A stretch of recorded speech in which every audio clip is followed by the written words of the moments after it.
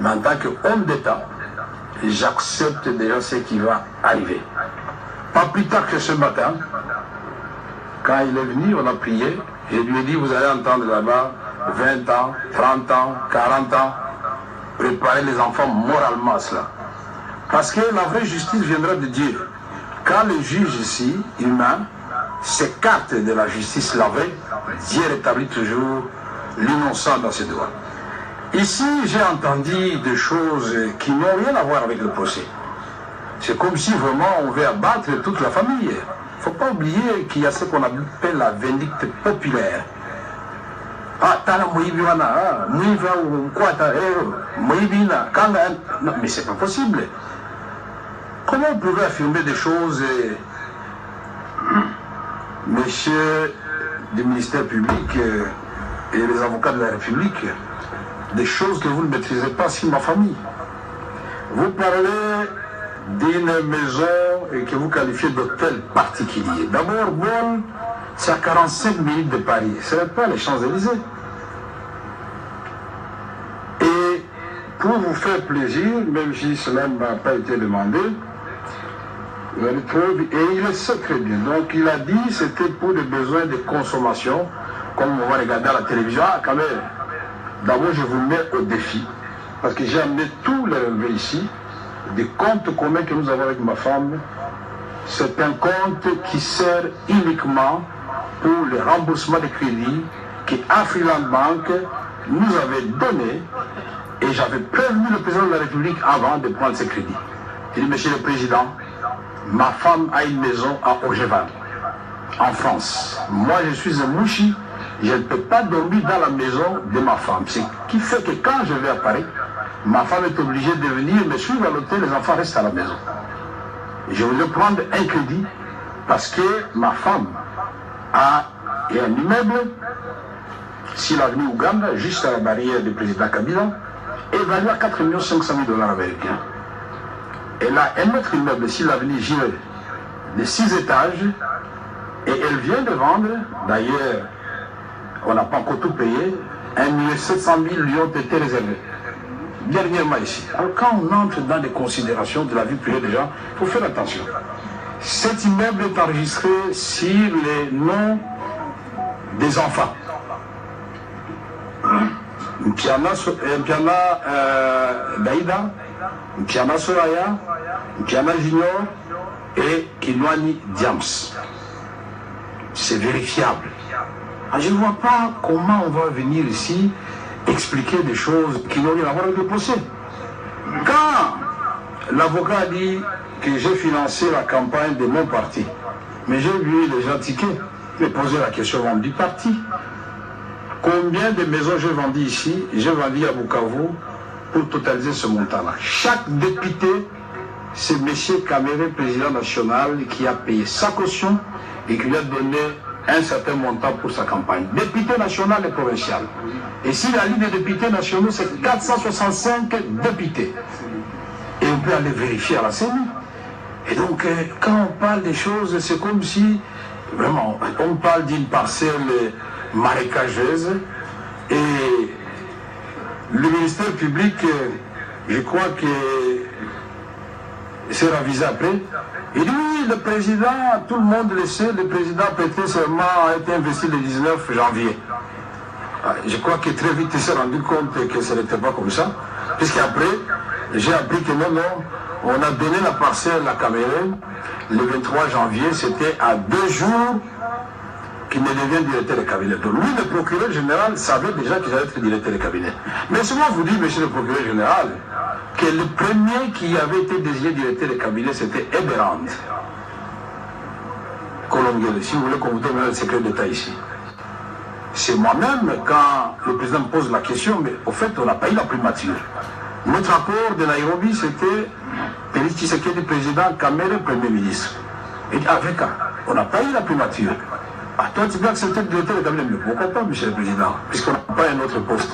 Voilà comment j'ai été nommé directeur de cabinet. Et la discussion a eu lieu avec précision à l'hôtel Béatrice au 2e niveau. Et les témoins sont là pour le dire. À l'Assemblée nationale, on gère de fonds secrets que j'avais transformés en montant à ce qu'on appelle invisible. Tous les députés le savent. J'ai multiplié le salaire des agents de l'Assemblée nationale par 6 de l'administration. J'ai multiplié le salaire des députés par 3. Et j'ai donné le véhicule à chaque député, j'ai donné le véhicule au secrétaire général de l'administration, j'ai donné le véhicule au directeur des différentes directions. Je viens d'arriver à la présidence, demander aux conseillers leur salaire est multiplié par 3. Kalula, quand il a vu l'avocat Kalula, général, il dit: ah mais comment binon bon me venir, bon non, il ne faut pas avoir cet esprit de niveler par le bas. Partout où je passerai, je ferai du social. Je ne suis plus à la présidence pour aller poser des questions. Parce que nous recevons 2 fois par mois 400 000 $ américains qu'on appelle caisse de secours. Cet argent sert à la fois pour enterrer, soigner et les agents du cabinet, membres de leur famille, et les gens de l'administration, et même la GR, et même le carburant de la GR, puisque le ministère des Finances très souvent ne paye pas ni le carburant de la GR. Combien de fois le général Kassongo, qui est de la police, et pourtant qui dépend du ministère de l'Intérieur, n'est-il pas venu pour dire: Cab, il faut vraiment que tu nous aides, vous nous avez confié une grande mission, mais nous n'avons rien. Qu'est-ce qu'on fait? Alors, donc il ne faut pas venir ici, moi je ne suis pas ce genre de personne. Alors je rentre dans ce que a été dit ici. On a parlé du communiqué de M. Cameron. C'est le communiqué du président de la République. Et c'est une pratique républicaine. Dans tous les pays du monde, quand le Premier ministre tombe, le gouvernement expédie les affaires courantes. Le gouvernement ne peut plus poser les actes comme si il était légitime. Non, les affaires courantes. Et là, c'est bien mentionné ici. Les cas exceptionnels seront soumis à l'autorité préalable de son Excellence, Monsieur le Président de la République, chef de l'exécutif. C'est en français. Et on ne parle pas seulement des dépenses, mais on parle aussi de recrutement et de mise en place. Parce que c'est à ce moment-là suspect qu'on profite pour engager les membres de la famille, pour dilapider les biens de l'État et le peu d'argent qui reste dans la caisse. Ce qui fait que souvent, quand les nouveaux ministres arrivent, ils ne trouvent ni ordinateur, ni un peu d'argent dans les comptes. Ici, mon intérimaire vient d'écrire au mois d'avril, pendant que je suis en prison, donc ce n'est pas Kamere qui vient demander d'écrire. Il écrit sur l'instruction du président de la République pour instruire Madame la ministre de la fonction publique de surseoir ou de rapporter son arrêté. Et qu'est-ce qu'il dit à la fin, ici au milieu?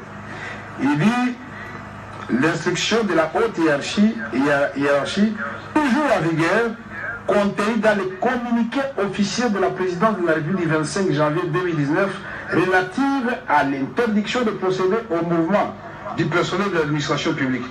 Ça, c'est quand même... C'est Bérande. C'est la fonction. C'est même pas Bérande, c'est le président de la République. Alors, ne nous amenez pas ici à juger le président de la République. Beaucoup de respect pour cette fonction qui vous commencez à prendre à la légère. Deuxième élément.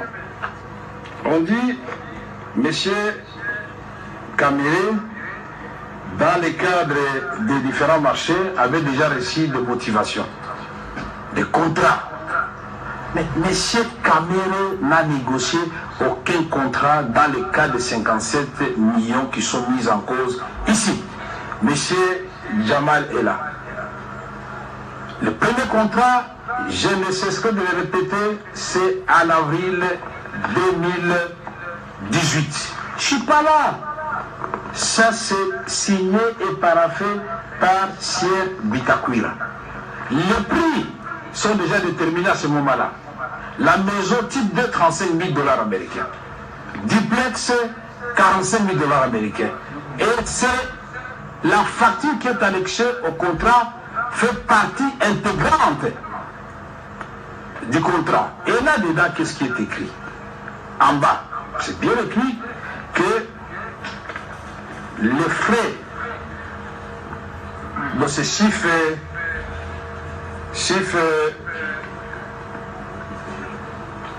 là, vous avez tous les... C'est Samigo qui envoie. avec Bitakwira. Et là, qu'est-ce qu'il est écrit? Et j'ai souligné, ces maisons préfabriquées seront livrées au gouvernement de la RDC, SIF, port de Matadi, port de Dar es Salaam et port d'Angola selon les lieux de construction. Alors, quand nous parlons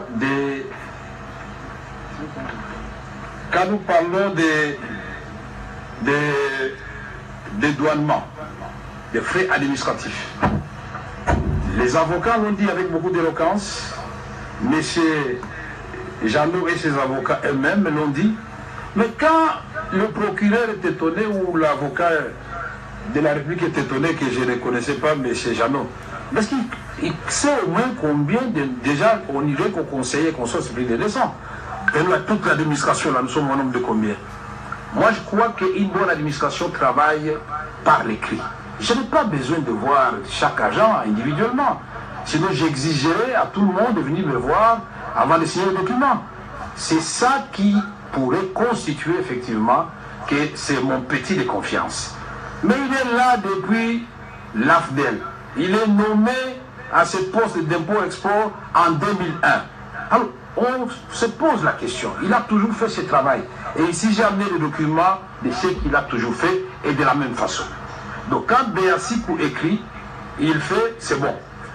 Quand Kamer écrit, il fait, c'est mauvais. Ah non, il y a quelque chose qui ne marche pas très bien. Nous disons ici, nous sommes venus, et j'ai cru entendre ici que nos amis ont refusé finalement, et c'est la première fois que j'entends ça, je ne suis pas juriste, que pièce contre pièce, ou pièce sur pièce, ce n'est pas une bonne chose. Mais c'est donc éloquent qu'ils ont cherché partout, puisque la première charge, c'est détournement des deniers publics. Ça signifie en d'autres termes, je suis en train de réfléchir, qu'avant que l'argent ne sorte de la banque, M. Jamal et moi, nous sommes allés dévaliser la banque, ou la banque nous a remis ensemble, puisque les deniers publics vont entrer entre mes mains. Comment? Puisque l'article 145 est très clair. C'est un mandataire, c'est un commissaire aux comptes, c'est un mandataire dans l'économie, société d'économie mixte ou parastatale. Tout cela est bien défini et c'est de strictes interprétations. Moi, je ne suis pas juriste, mais à force de diriger l'Assemblée nationale et faire beaucoup de cabinets ministériels, j'ai appris un peu de droit pour savoir me défendre aussi en cas de problème. Bon, quand M. Bitakwira, puisque la question était posée de savoir comment on est passé de 26 millions à 57 millions. Mais la lettre de Bitakwira est là et il explique l'impact. Et mais tout ça vous refusez. Quand on rentre dans ce qu'on peut appeler corréité, c'est-à-dire, je me suis entendu avec M. Jeannot pour qu'il me répète de l'argent, je voudrais vous dire ceci. Allez au ministère des Finances ou appelez n'importe quel ministre à ce moment, ou vous-même vous le savez, puisque vous êtes concerné. Combien d'heures de l'émission des magistrats, des ministres, des conseillers sont restés impayés au ministère des Finances? Ou bien le procureur général fait ça exprès, je ne comprends pas. Ou vous avez un régime spécial là-bas, au niveau du pouvoir judiciaire, le ministre des Finances s'appelle de vous. Vous avez félicité le ministre des Finances qui a refusé de payer Samibo. Ça signifie que le même ministre des Finances a la possibilité de payer. Alors, nous voulons dire ceci. On a suivi beaucoup de choses et tout cela nous inquiète. Parce que les témoins sont passés ici. Aucun des témoins, même ceux qui me détestent, ont dit non, Kamer a pris l'argent. Tous ils disaient que Kamer était superviseur. Mais comme moi je protégeais la fonction présidentielle, tout son prestige, c'est l'avocat qui vient de lire. Là où le président lui-même dit les travaux, le programme dont je suis superviseur. Et nous on les faisait au nom du président de la République, mais avec chaque ministre sectoriel. Mais aujourd'hui, c'est l'affaire de Kamer. Kamer est ici et se pose toujours la question de savoir il est ici, comment et pourquoi. j'étais convaincu qu'aujourd'hui, on va me présenter finalement les pièces. Monsieur Kamere, sur les 57 millions de dollars américains, voici preuve à l'appui ce que vous avez reçu. Monsieur Kamere, sur les 1 174, je ne sais pas combien de monsieur Jeannot, voici votre part. On ne va pas s'y poser, on doit présenter. Monsieur Kamere, sur les 2 100 et quelques de Ousmane, voici votre part. Mais ici, on a dit que Ousmane a été créé précipitamment. Mais j'ai la lettre ici, c'est parce que le temps nous fait défaut, mais je vais vous la donner. La lettre du directeur du marché public, quand il répond, il dit qu'on est bien Ousmane avec une expérience de 1986.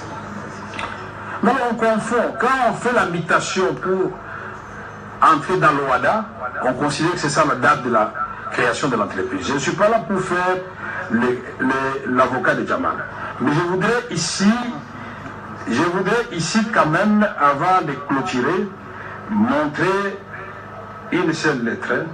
C'est la lettre de Carmode qui écrit puisque quand le procureur a posé la question, comment vous avez fait confiance à Ousmane, c'est Carmode qui écrit d'abord, et ce monsieur avait déjà commencé, dès que le président lui a parlé au Kanchati, il a commencé déjà à préfinancer les maisons. Et aujourd'hui, 93 maisons contenues dans 31 conteneurs, et les belles sont là, sont au port de Matadi. Et dans la lettre, ils disent que 907 autres maisons se trouvent à Istanbul. Et donc, nous avons payé 2 115 000 dollars américains, le ministre des Finances y avait, et ça représente 3,7% de la facture. Il ne faut pas qu'on donne l'impression ici qu'on a tout donné. Mais la prestation représente déjà 30%. Et ce qui avait été convenu. Ici, je voudrais dire aussi que nous sommes entrés, pas de faire le droit ici, c'est que j'ai entendu qu'on est en train de faire la politique. Mais laissez-moi vous dire que le programme de 100 jours, c'est 132 000 enseignants nouvelles, non payés, qui sont payés par Félix Tshisekedi. 300 000 nouvelles unités en train d'être mécanisées. 5 000 médecins, allez voir au ministère du Budget, progressivement en train d'être payés. Le salaire des enseignants est passé de 50 dollars à 250 dollars américains pour permettre aux parents de ne pas payer. Et ceci, vous vous souviendrez quand nous étions partis au sacre, quand revenant de Rome, le cardinal Ambongo avait dit, monsieur le président, c'est une bonne chose, on peut pas de la gratuité, mais il ne faut pas que la réforme vienne tuer finalement le système éducatif. Et il a fait ces 2 remarques. Le président m'a demandé de noter. C'est comme ça que nous avons engagé des discussions avec les coordonnateurs des écoles conventionnelles catholiques. Et aujourd'hui, quand on peut lire la lettre du ministre du Budget, moi je n'aime pas trop les polémiques, il était ici,